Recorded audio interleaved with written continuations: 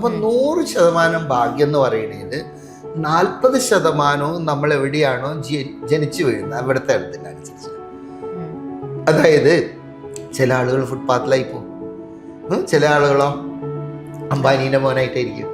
അപ്പൊ അതൊരു ആളെ സ്വാധീനിക്കുന്നുണ്ട് എവിടെയാണോ ജനിച്ചു വീഴുന്നത്.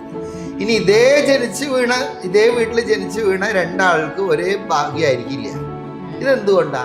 ഇത് രണ്ടാമത് പറയുന്നത് 40 കഴിഞ്ഞ് കഴിഞ്ഞാൽ ബാക്കി എത്രയുണ്ട്? 60% ഉണ്ട് അല്ലേ? ഇതിനുള്ള 25% പറയുന്നത് കർമ്മം എന്ന് പറയും.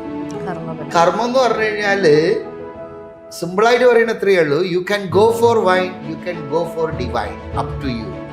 അതായത് നിങ്ങൾക്ക് വേണമെങ്കിൽ ഡിവൈനിന് വേണ്ടി പോകാം, നിങ്ങൾക്ക് വേണമെങ്കിൽ നല്ല അച്ചടക്കത്തോടു കൂടി ക്യൂ ഒക്കെ നിന്നിട്ട് വൈനിന് വേണ്ടി പോകാം. അപ്പൊ എവിടെയാണോ നമ്മൾ ഊർജ്ജം ഇടുന്നത് അതിനനുസരിച്ചിട്ടാണ്, അതായത് അവരുടെ കർമ്മത്തിനനുസരിച്ചിട്ടാണ് അത് മാറുക. ഇത് വാസ്തുവിന്റെ ഭാഷ പറഞ്ഞാൽ 25% സാധാരണക്കാരനെ അത് ബാധിക്കും.